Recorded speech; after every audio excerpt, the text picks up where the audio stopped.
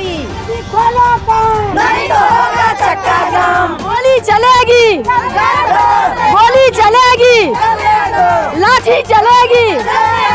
Patient के लिए, ये आशा कार्यकर्ता के लिए, गरीब आदमी के लिए। और इसकी स्थिति देख लीजिए आप किस प्रकार से, जिस प्रकार से बिहार के विकास की स्थिति और बिहार के शिक्षा दर की स्थिति, शिक्षा में, एजुकेशन सिस्टम में जंग लग गया, उसी प्रकार से इस बाथरूम का हाल हो गया। और सबसे बड़ी बात, अगर इसमें कोई महिला, कोई लड़की जाती है तो रहेंगे हम धरना, तब तक हम भूखले रहेंगे, प्यासले रहेंगे, मर जाएंगे। वैसे मेरे बाल बच्चा पति को मारते हैं। स्वस्थ आदमी भी 4 घंटा बिता ले वो भी वो स्वस्थ होकर यहाँ से चले जाएगा। इसलिए शायद हमारे महाशय लगते हैं कि यहाँ रुकते ही नहीं है। अभी ग्राउंड रिपोर्ट कर रहे हैं हम प्राथमिक स्वास्थ्य केंद्र उदा किशुनगंज में। और इस स्वास्थ्य केंद्र की हालत जो है बद से बदतर है। यहाँ जो भी रोगी, जो भी पेशेंट आते हैं उसको कोई प्रकार की सुविधा नहीं दी जाती है। और यहाँ पर प्रभारी का जो है आए दिन प्रभारी का मनमानी करने का मामला सामने आया। और इस उदा किशुनगंज अस्पताल का मैं दिखाना चाहूँगा। आप देखिए इस गेट का हाल देख लीजिए, खुद बीमार है ये उदा किशुनगंज के। आप ये PSC है उदा किशुनगंज में, इसका आप व्यवस्था देख लिए, कुव्यवस्थित है ये अस्पताल जो है। रुपेश कुमार यहाँ के प्रभारी है, उनका चैम्बर में आपको दिखाऊंगा। वो चैम्बर में अभी उपस्थित नहीं है, ऑन ड्यूटी होकर भी वो चैम्बर में उपस्थित नहीं है। उनका एक लाइफ केयर सेंटर चलता है, वो प्राइवेट सेंटर में अपना समय देते हैं। यहाँ के जनताओं का कहना है ऐसा। अब अभी मैं उनके चैम्बर में जाऊँगा और दिखाऊँगा कि वो यहाँ पर उपस्थित नहीं है। और यहाँ ये कुव्यवस्थित इसलिए, मैं कुव्यवस्थित इसलिए कह रहा हूँ। आप देखिए पहले गेट का हाल देख लीजिए, एंट्री करने के साथ ही आप गेट का हाल देखिए कि किस प्रकार से अस्पताल का गेट ही बीमार है। यहाँ पे मैं खड़ा हूँ, आप पीछे मेरा बैकग्राउंड देख के नहीं बता सकते कि मैं अस्पताल में खड़ा हूँ। और ये अस्पताल उदा किशुनगंज का PSC है। आप देख लीजिए किस प्रकार से गंदगी फैली हुई है। अस्पताल में आदमी आता है निरोग होने के लिए, क्या इस प्रकार के अस्पताल में आदमी निरोग होकर स्वस्थ होकर यहाँ से वापस लौटेगा? कदापि नहीं। यहाँ देखिए नाले में पानी जमा हुआ और ये इसमें ढेर सारा बैक्टीरिया, वायरस, विषाणु इसमें भरी पड़ी है। और आदमी यहाँ से स्वस्थ होकर कदापि नहीं जाएगा। और पूरे PSC में जो है एक ही सिर्फ शौचालय है, वो भी जो है NM के द्वारा जो है ताला मार दिया जाता है। मेरे पीछे आप यहाँ देखिए जो है आशा कार्यकर्ता लगातार कुछ दिनों से धरना पर बैठी हुई है। इसका निवारण अभी तक कोई भी ऑफिसर, कोई भी विभागीय ऑफिसर आके इसका निवारण नहीं कर पाया। ये लोग कंटिन्यू है। इससे पहले भी आप ग्राउंड रिपोर्ट में आप लोगों को दिखाए थे। मैं ऐसा इसलिए कर रहा हूँ कुव्यवस्थित किस प्रकार से अस्पताल है मैं दिखा चुका हूँ। अस्पताल घुसते हैं, आप गेट देख लीजिए, अस्पताल खुद बीमार है यहाँ का। ऐसा इसलिए कर रहा हूँ कि वो गेट टूटा हुआ। और इधर का आप व्यवस्था देख लीजिए, इधर एक तरह से पूरा जंगल है, पानी सड़ गया है, यहाँ जमा रहता है पानी और बदबू दे रहा है। और आपको वॉशरूम का भी दिखाएंगे, वॉशरूम का हाल किस प्रकार से है। और आशा कार्यकर्ता जो यहाँ लगातार धरना पर बैठी हुई है, उनसे मैं पूछना चाहूँगा। हाँ, प्रभारी महोदय से आपकी उस दिन भी हम बात किए थे आपके प्रभारी महोदय से, तो वो बोले क्या जो भी समस्याएं हैं उसका निवारण किया जाएगा।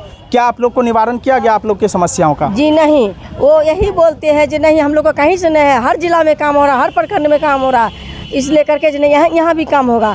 कल हम लोग मधेपुरा जिला भी गए थे DM साहब को घेराव करने के लिए। और हम लोग कहाँ इमरजेंसी रोकते हैं, ना बच्चा होना रोकते हैं, लेकिन ये टीकाकरण नहीं होगी। कल के नहीं, आप ही लोग का मन है, आप लोग पर FIR करेंगे। 2 गाड़ी फोर्स को मंगा लिया, बस कहा कि ठीक है 5 ठो आशा को दे देते हैं। कहलिए सर 5 आशा को क्यों दीजिएगा, सारी आशा को नाम दीजिए। अगर आप नहीं जानते हैं तो हम लिखवा देते हैं और हम लोग FIR कीजिए और जाने के लिए तैयार हैं। तब क्या बोला, जो हम आशा को नहीं पहचानते हैं। उस पर मेरी आशा बहन 1 2 4 को बोली, जब हम लोग को प्रभारी साहब नहीं पहचानते हैं तो हम लोग भी प्रभारी साहब को नहीं पहचानते हैं।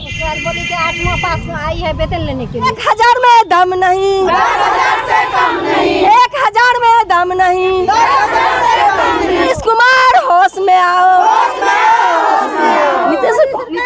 चाचा भतीजा होश में आओ, होगा चक्का जाम, नहीं तो होगा चक्का जाम। गोली चलेगी, गोली चलेगी, लाठी चलेगी, लाठी चलेगी। मेरे मांगो पूरी करो,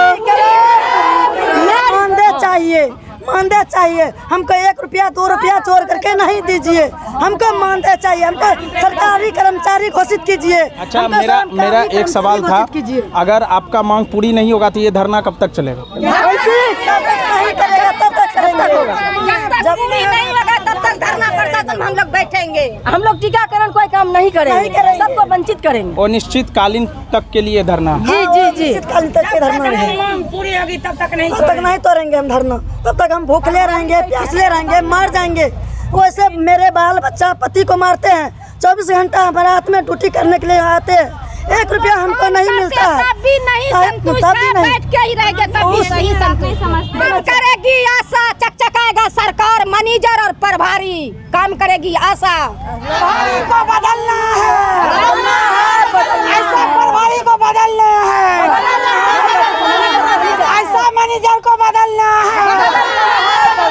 अभी ड्यूटी में रहना चाहिए, तो अभी वहाँ क्लिनिक चला रहा है। अलग रूम में न डॉक्टर रहता है, न प्रभारी रहता है, न तो मैनेजर रहता है, एक आशा रहती है ना। परिवारी कहाँ रहता है? प्रभारी अपने घर में रहता है, रूम में रहता है, अपना क्लिनिक पे आकर शरीर दिखाता है, बस पीएससी में, पूरा पीएससी में सुव्यवस्थित बाथरूम मात्र एक ही है और उसमें भी ताला मार दिया गया है।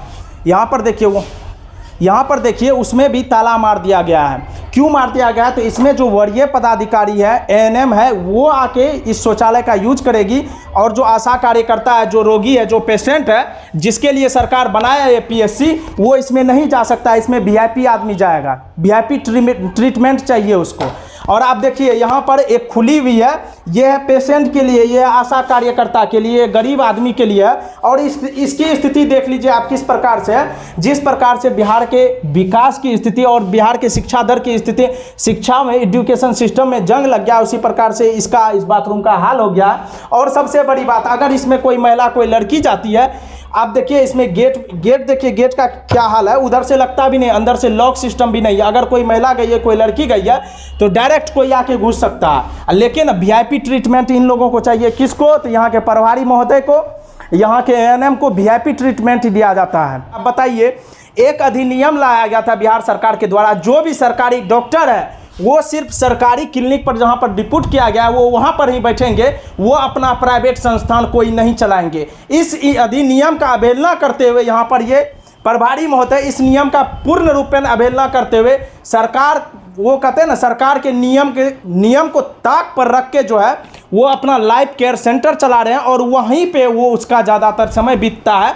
प्रभारी का काम क्या होता है कि उनका जो है पीएससी, उनका जो है उनके अंदर जो भी आता है वो सुव्यवस्थित चले। लेकिन अब प्रभारी महोदय खुद ही गायब है, तो सुव्यवस्थित क्या करेंगे? सुव्यवस्थित कितना है ये पीएससी, आपको हम दिखा चुके हैं। कुछ नहीं है अस्पताल में, भ्रष्टाचार की बलि चढ़ चुका है अस्पताल। यहाँ पर रोगी, यहाँ पर पेशेंट आता है स्वस्थ होने के लिए, हमको नहीं लगता है वो यहाँ से स्वस्थ होके जाएगा, पूर्ण रूपेण यहाँ आएगा स्वस्थ होने के लिए। आप देखिए नाला में पानी जमा हुआ है, किस प्रकार से कीड़ा वो बदबू मार रहा है नाला, किस प्रकार से पीछे जंगल बड़ा बड़ा हो गया। आदमी यहाँ आता है, रोगी आदमी आता है स्वस्थ होने के लिए। हमको लगता है अगर यहाँ स्वस्थ आदमी भी 4 घंटा बिता ले, वो भी अस्वस्थ होकर यहाँ से चले जाएगा। इसलिए शायद हमारे महाशय लगते हैं कि यहाँ रुकते ही नहीं है। उनको भी पता है हम स्वस्थ हैं, इस प्रकार के अस्पताल में हम रुकेंगे, हम अस्वस्थ हो जाएंगे, क्योंकि भ्रष्टाचार की बलि तो हम चढ़ा ही दिए हैं इस अस्पताल।